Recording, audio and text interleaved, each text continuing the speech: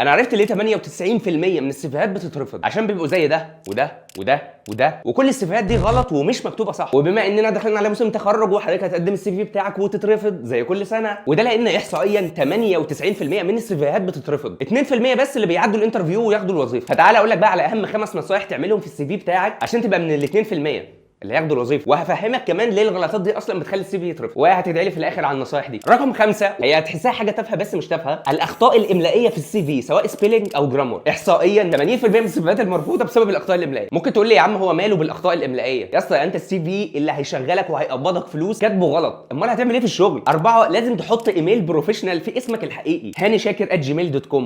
جو بقى باد بوي 7200 والاميره المحجبه 2007، خلاص يا فنانه يعني انت اسمك مش عوره، او ممكن هو ما فيهوش بيانات اصلا. يعني انا كنت منزل عايز ناس تشتغل معايا، والله العظيم قد يبدو اللي جاي كوميدي بس اقسم بالله السي في ده اتبعت، ايميل مفيش، موبايل مفيش، لينكد ان. طب ايه هكمل انا مكان النقط؟ رقم 3 السي في نوت تيلورد للوظيفه اللي انت مقدمها، بمعنى هو مش معمول للوظيفه دي، لا انت عندك سي في ثابت وبترميه في اي حد. لما الاتش ار يشوفك مكسل تكتب سي في مخصوص للشغلانه اكيد هيقتنع ان انت هتكسل تعمل الشغل اصلا. رقم 2 التنسيق بتاعه زي الزفت، الخط صغير، الكلام مشبك، تلاقي الاتش ار بقى ماشي ايه قاعد يحل الالغاز في السي في بتاع حضرتك. رقم 1 وهي الاهم ان ممكن فعلا يكون السي في حلو ويترفض برضه لانه مش ماشي مع نظام الاي تي اس. بص انا هفهمك دلوقتي، الشركه نزلت شغلانه قدم عليها 3000 شخص، هل الاتش ار فاضي يقعد يدور في ال 3000 شخص؟ اكيد لا. فكل الشركات بتستخدم برامج سوفت وير واي اي اسمها ابليكانت تراكنج سيستم او اي تي اس، بتعمل فلتره مبدئيه لل 3000 سي في اللي قدموا، فتشيل منهم 2500 سي في. وفي احصائيه من لينكد ان 70% من السيفيهات بتترفض من الاي تي اس سيستم، يعني هم اصلا اترفضوا قبل ما الاتش ار يشوفوا. مشكله نظام الاي تي اس انه بيشتغل بانواع معينه بس من السي في، مش كل السيفيهات بتعدي منه حتى لو حلو، يعني ده حلو بس هيترفض لانه مش اي تي اس، وده